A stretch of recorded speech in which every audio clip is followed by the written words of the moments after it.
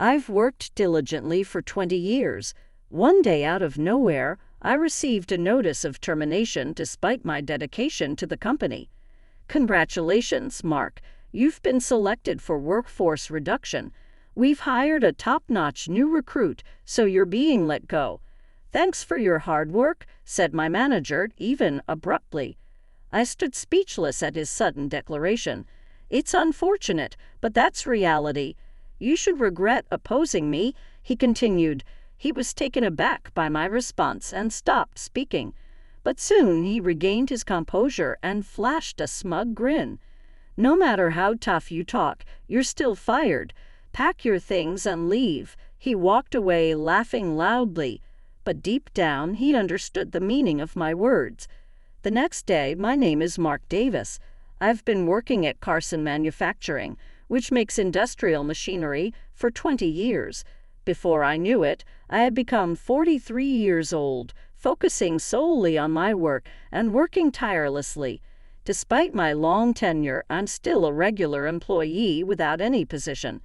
That's because I love tinkering with machines more than anything and wanted to stay on the production floor forever. There were several opportunities for promotion, but I always declined them. Having the freedom to create machines was more important to me than the salary. However, those happy days came to an abrupt end yesterday.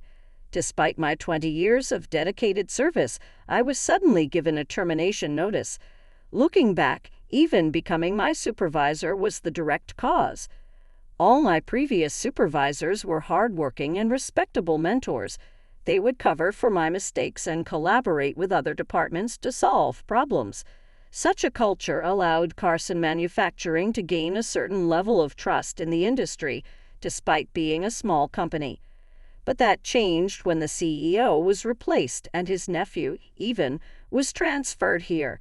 I won't tolerate the lax atmosphere of this workplace. From now on, every employee must give their all to achieve results, even declared abruptly in his first address. At first, we employees were confused, but tried to accept his demands. Needless to say, everyone at the factory was passionate about machine manufacturing. Without being told, we were already trying our best to get the job done. But even without understanding the situation on the ground, kept demanding higher sales without any concrete instructions. We were constantly reprimanded, and I finally decided to speak directly to him. Even, everyone is doing their best every day. But if you ask us to improve our performance without specific directions, we don't understand how, I said. If you guys working on the ground don't understand, how should I know? Mr. Carson boasted that you are excellent employees. If you're so talented, you should be able to figure it out without my instructions, he replied dismissively. No matter how hard I tried to communicate, he was always like this, making conversation impossible through persistent discussions. I realized that he was completely inexperienced. It seems Mr. Carson gave his nephew a position out of pity, despite him drifting from job to job in various industries. I gave up expecting concrete instructions from Even, but he held a grudge against me for embarrassing him in meetings and resented me persistently afterward. I heard you're in your 40s, Mark. In other companies, you'd be considered a mid-level employee. Why are you still a regular employee here? Even taunted. I enjoy working on the production floor and wish to continue here until the end. No need for such excuses, I replied calmly. In other words, you're incompetent. We don't need incompetent employees here, but do your best to work hard, Even sneered. Whenever we crossed paths, he would make sarcastic remarks and complaints. Gradually, his sarcasm wasn't just directed at me, but also at Emily, my right-hand woman.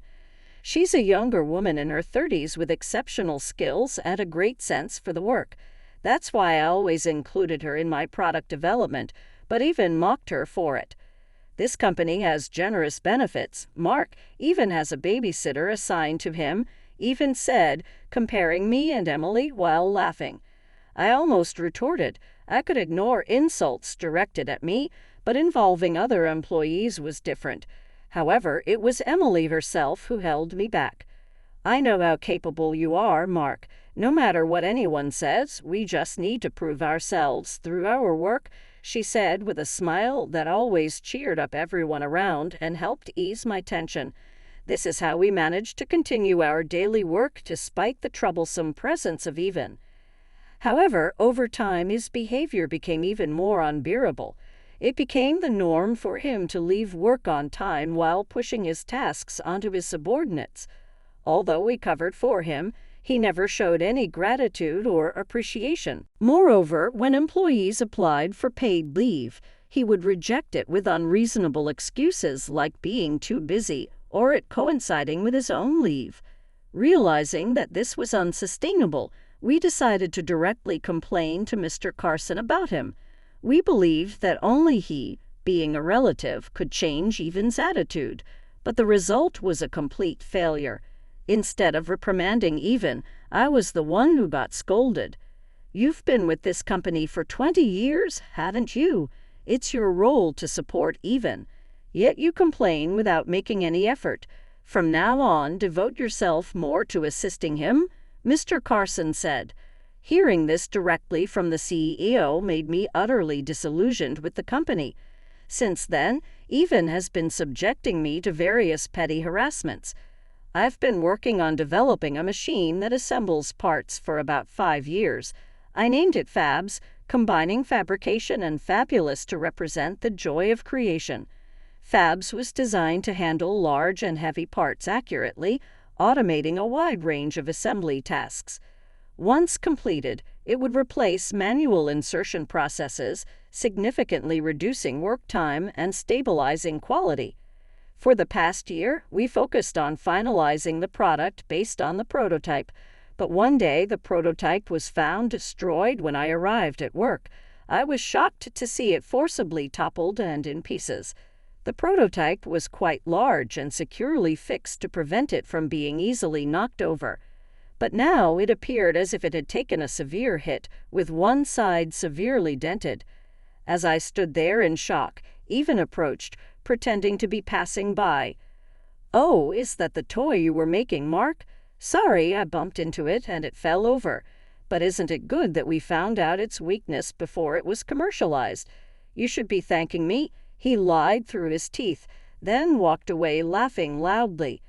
There was no way it would fall just from a bump. It was designed to withstand repeated shaking. Even though I knew it was his doing, without any proof of his deliberate act, I couldn't report it anywhere. Swallowing my frustration, I began repairing the prototype. Fortunately, most of the internal circuitry was intact, and within a few days, the prototype was restored. Since then, I made sure to lock the room where the prototype was kept. Whenever I left previously, the development room was always open so that anyone in the company could freely observe it. The low barriers for exchanging opinions across positions and departments were a strong point of this company. But from that day, such enjoyment became a thing of the past. Besides this incident, Even continued to harass me by shredding documents I created and piling an excessive amount of paperwork solely on me. Additionally, he would answer calls intended for me and delete data I was responsible for without permission, taking his harassment to new levels. Despite this, I stayed at the company. This was because I had a strong resolve not to leave until Fabs was officially launched. I believed that once Fabs was released, it could bring about a small revolution in the manufacturing industry, which was suffering from a labor shortage. Holding on to this belief, I endured Even's daily provocations and immersed myself in product development. In the midst of these trying days, a turning point finally arrived. One day, an envelope was delivered to my desk. It was an invitation to the world's largest technology and manufacturing exhibition. This exhibition was a platform to showcase the latest manufacturing and implementation technologies in electronics, attracting related industries from both domestic and international companies such as electronics, semiconductors, and automotive parts manufacturers. I had applied to present Fabs, which I had been developing for 5 years at this event.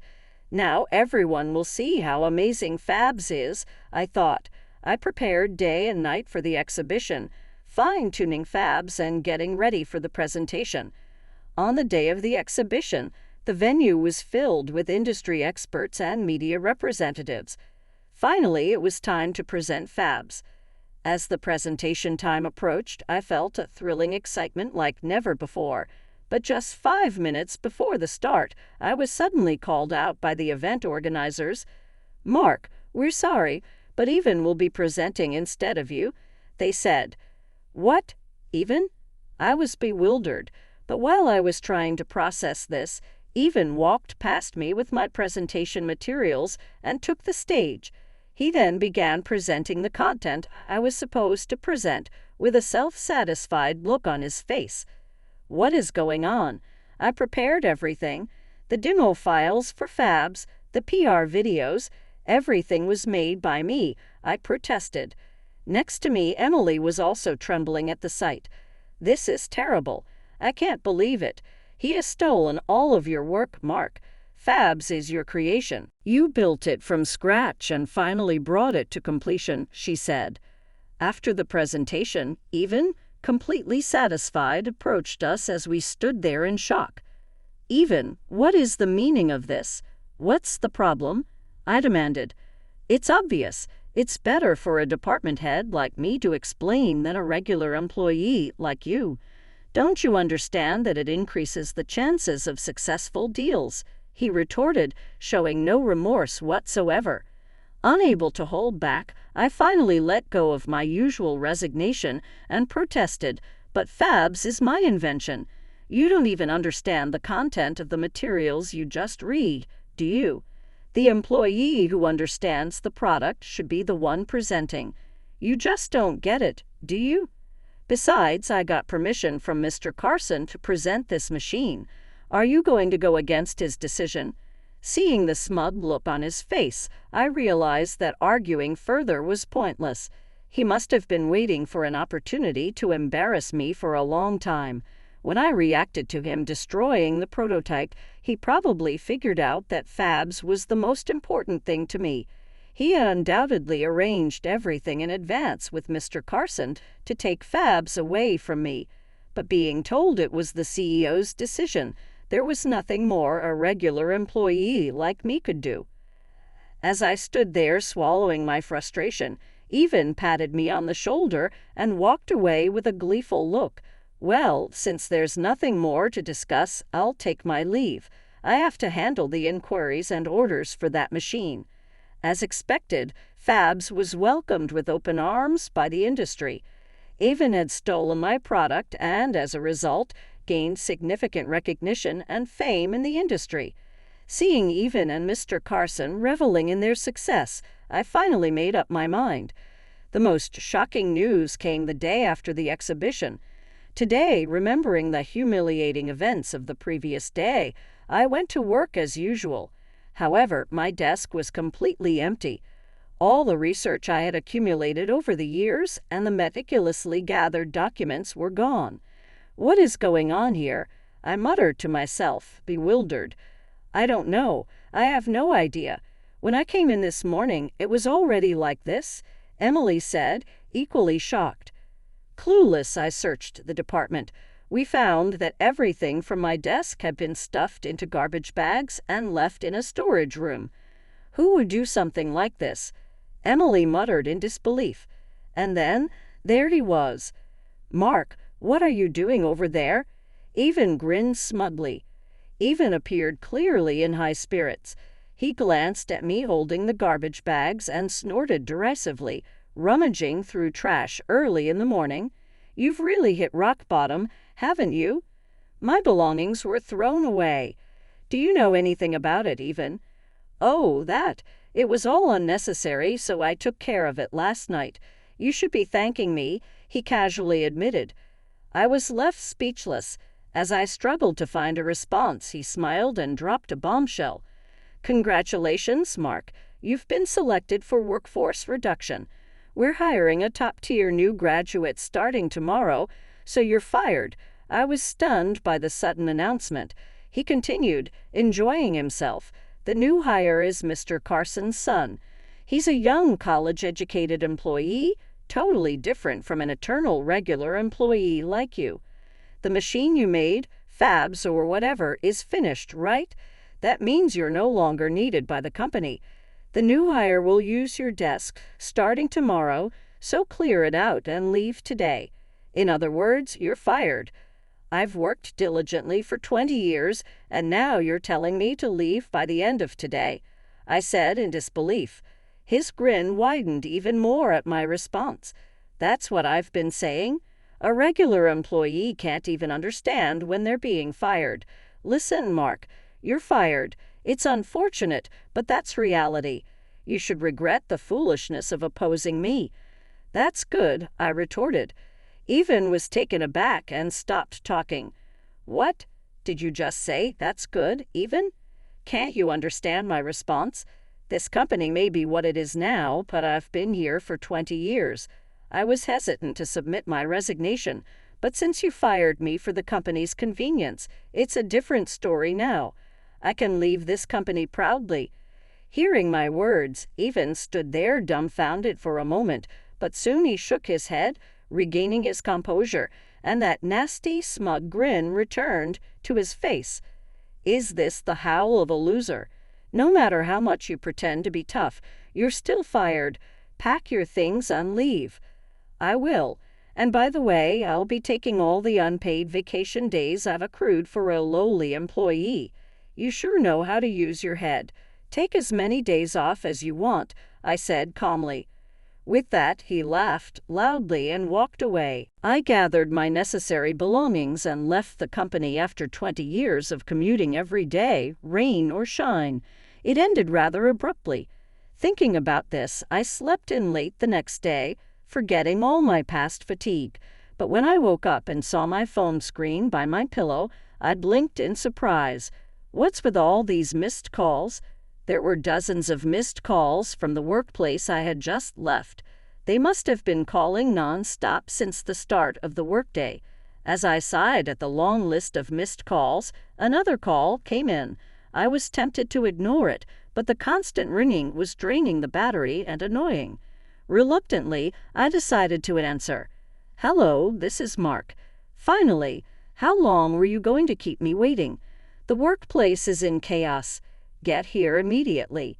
The person yelling was, of course, Even. Without waiting for my response, he started babbling about the situation. According to him, when he arrived at work that morning, there were no employees present. When no one showed up at the start of the workday, he began calling each employee, only to find out that everyone had resigned. Shocked, he visited the CEO's office, but found only a pale-faced Mr. Carson, with his secretary nowhere to be found. After you left yesterday, all the employees came to submit their resignations. They all said they would leave in a month and use their remaining vacation days during that month, Mr. Carson said. I thought it was a joke and ignored it, but no one showed up today. I only fired Mark. Why did the other employees resign too? Even was at a loss, and Mr. Carson had no answers either. Gradually, Even's face turned red with panic. This means there's no one to do the handover. The company is in serious trouble.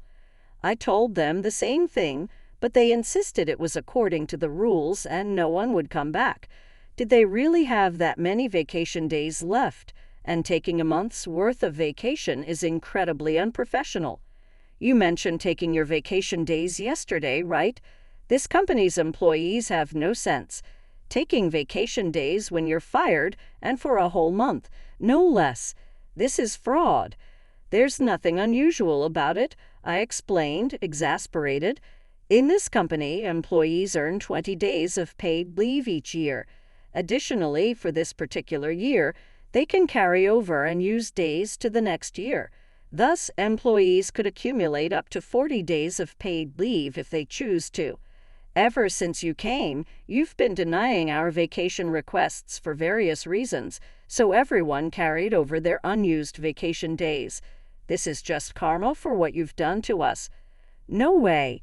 Even's weak voice was clear even over the phone. But then he snapped back to reality and raised his voice again. All right, I'll give up on the other employees. But you must convince Emily, who worked with you, to stay." "Why just her?" I asked. "She knows all the ins and outs of your complicated work. After firing you, I planned to have her take over your tasks. But now she's left too. My plan is ruined." "That's unfortunate." I suppressed the urge to laugh. "Actually, after leaving the company yesterday, I met up with Emily. I submitted my resignation to Mr. Carson as well." "Are you sure about this?" "Absolutely. A company that makes such poor decisions isn't worth staying at." When I told him I was resigning, he mocked me, saying they wouldn't miss one or two employees like me. She started laughing heartily. "Mr. Carson and Even are going to be in for a shock tomorrow. It's not just one or two employees. The entire staff is quitting. I wish I could see Even's face when he finds out." Yes, this mass resignation was our plan all along. Everyone had been fed up with Even's antics and Mr. Carson's failure to stop him. We had been planning to leave the company, and the incident with Even hijacking my presentation at the exhibition was the final straw. After that, Emily and I joined our other resigned colleagues and celebrated with some delicious drinks. As I recalled the events of yesterday, I heard Even's weak voice on the phone. "If it comes to this, Even, you will do. Come to the office immediately. The phones have been ringing non-stop with inquiries, and we can't keep up." "I was fired by you, Even. I can't come to your company." I clearly refused and ended the call. As I hung up, I could still hear his pleading voice, but I had no more ties to that company. Even continued to call me intermittently. However, I never answered, and the calls gradually decreased, eventually stopping completely after a week. He must have been too busy dealing with the company to keep calling me. I enjoyed my newfound peaceful life for a while. Later, I heard that the company went through a tough time. Even when they received inquiries, only Even and Mr. Carson were there to handle them, which led to many misunderstandings. Eventually, a defect was found in the fabs presented at the exhibition, and the company received numerous complaints. Without me, who had developed it, Even was at a loss. He couldn't answer questions about repair schedules or future prospects, injuring the clients. Meanwhile, I continued to walk my usual commute route. As I passed my former company, Even spotted me and rushed over, sweating profusely. "You're finally here. I knew you would come, Mark. Now fix that fab's machine. The clients are furious." Half crying, he clung to me, but I shook off his hand nonchalantly. "You must be mistaken. I was fired from Carson Manufacturing." "Then why are you here?" "I'm on my way to my new company. From now on, I'll be working at Davis Engineering, my new startup," I said. Even was stunned, his eyes wide, and he turned pale, collapsing to the ground. He tried to say something, but I ignored him and headed to my new office, across from Carson Manufacturing. I had always wanted to have my own company, a place where I could freely create machines, a dream come true. And with like-minded colleagues, I wanted to create products that could compete globally. As I shared my vision, my coworkers supported my plan. What started as a dream became more serious as Even worsened the work environment. We gradually prepared for the startup, and I had intended to stay at Carson Manufacturing until the launch of fabs out of loyalty. But the betrayal at the exhibition by Even and Mr. Carson sealed my decision to leave. In my new office, I looked out the shiny windows. Inside, the data Even presented at the exhibition included bugs from before the revisions. I had the correct data and fixed parts ready for the real presentation. If he had apologized, I might have given him the revised data, but that's impossible now.